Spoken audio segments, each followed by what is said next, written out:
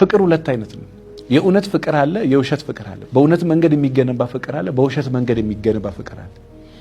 በእውነት መንገድ የሚገነባው በአለት ላይ እንደተሰራ ቤት በጣም መሰረቱ ጥልቅ የሆነ ችግር የማይለያያቸው፣ ሴክስ የማይለያያቸው፣ ገንዘብ ማጣት የማይለያያቸው፣ ስልጣን የማይለያያቸው፣ ከፍታ ማደግ፣ መውደቅ፣ መነሳት ምንም ነገር የማይለያያቸው ራሳቸውን በአለት ላይ የመሰረቱ ይሄ ወደ ላይ እንደ ሸምበቆ መንበዘዝን ሳይሆን ወደ ታች በጥልቀት የህንጻው ማማር ወደ ላይ ሳይሆን ወደ ታች ነው እንደሚባለው ወደ ታች ራሳቸውን በጥልቀት የሰሩ ባልና ሚስቶች በእውነት ላይ የገነቡ ፍቅራቸውን በእውነት ላይ የእውነት ከሆነ የምትወዳት አንተ ገላህን ለሷ ለመስጠት ሰውነትህን ለሷ ለመስጠት ልብህን ለሷ ለመስጠት የምትሰስተው ምንም ነገር የለም።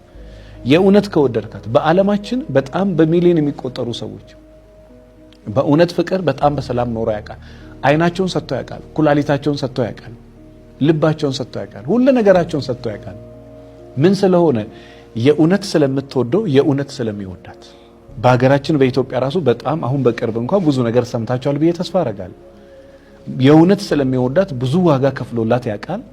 የእውነት ስለምትወደው ብዙ ዋጋ ከፍላለት ታውቃለች። የውሸት የሆነ ፍቅርስ መሳሳሙ አለ፣ መተቃቀፉ አለ፣ መውለዱ አለ፣ መክበዱ አለ። ከሆነ ጊዜ በኋላ ግን ውስጥ ያለው ስሜት ብቻ ስለሆነ እሷን የመሳም ስሜት፣ እሷን የማቀፍ ስሜት፣ ከሷ ጋር ሴክስ የማድረግ ስሜት ብቻ ስለሆነ ስሜቱ ደግሞ የሆነ ቦታ ትቶ ይሄዳል። ለምሳሌ በለው ይልህና አንተ ካልኮ በኋላ ለምን አልኮ ይልሃል።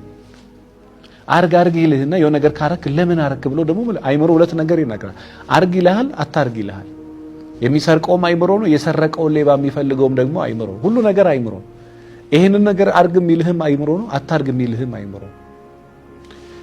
በጣም በብዙ ሺዎች የሚቆጠሩ ሰዎች በስሜት ፍቅር ተጋብተው ከሆነ ጊዜ በኋላ ወደ ኋላ ተመልሰው ቤታቸውን ትዳራቸውን አጥተው ራሳቸውን አጥተው የሆነ ቦታ ባይተዋሩ ነው ብቻቸውን ቁጭ ብለዋል።